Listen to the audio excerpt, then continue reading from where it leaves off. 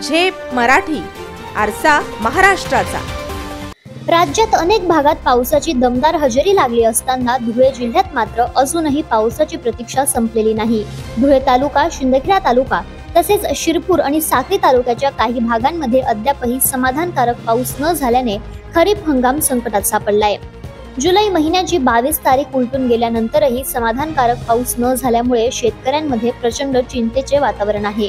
अनेक शेतकऱ्यांनी कपाशी, सोयाबीन, मूग आणि उडीद यासारख्या खरीप पिकांची लागवड करून टाकली आहे। मात्र वेळेवर पावसाचा पुरवठा न झाल्यास या पिकांवर करपण्याची वेळ आली आहे। धुळे तालुक्यातील काही भागात तर कपाशी पीक उपटून टाकण्याची नामुष्की शेतकऱ्यांवर ओढवली आहे। परिस्थिती अशी आहे की युरिया तुमचा मिळत नाहीये, DAP मिळत नाहीये आणि मिश्र खती विकली जातात 2000, 2500 असं 10-26।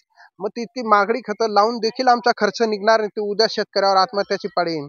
सरकार कर्जमाफी करणार होती, पण कर्जमाफी देखील त्यांनी सरळ शेतकऱ्यांना डावलून दिलं। भाषा केल्यावर देखील शेतकऱ्यांची परिस्थिती इतकी बिकट झाली की त्यांनी डायरेक्ट नाही म्हणून दिलं की आम्ही कर्जमाफी करू शकतो। आता कमिटी बसून देखील ते हुलकावण्यात देतात शेतकऱ्यांना, कमिटी मार्फत दिवसांचे टाइमपास करतील ते आता।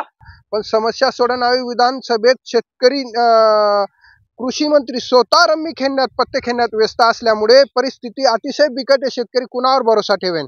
3 पक्षांचे सरकार असल्यामुळे कोणी जिम्मेदारी घेत नाही। आमची मागणी अशी, आमची कर्जमाफी करण्यात यावी, शेतकऱ्यांना दुष्काळ जाहीर करून काही निधी मंजूर करण्यात यावा आणि तो शेतकऱ्यांना डायरेक्ट देण्यात यावा। ही आमची प्रामुख्याने मागणी आहे की डायरेक्ट फंड द्यायचा, दुष्काळ निधी।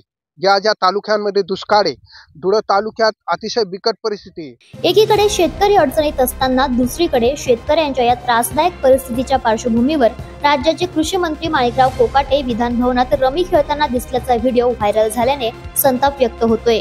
राज्य सरकारने तत्काळ दुष्काळ जाहीर करून शेतकऱ्यांना आर्थिक मदत जाहीर करावी अशी मागणी शेतकऱ्यांकडून जोर धरू लागली आहे। अशाच वेगळ्या आणि ताज्या बातम्यांसाठी पाहत रहा झेप मराठी, आरसा महाराष्ट्राचा।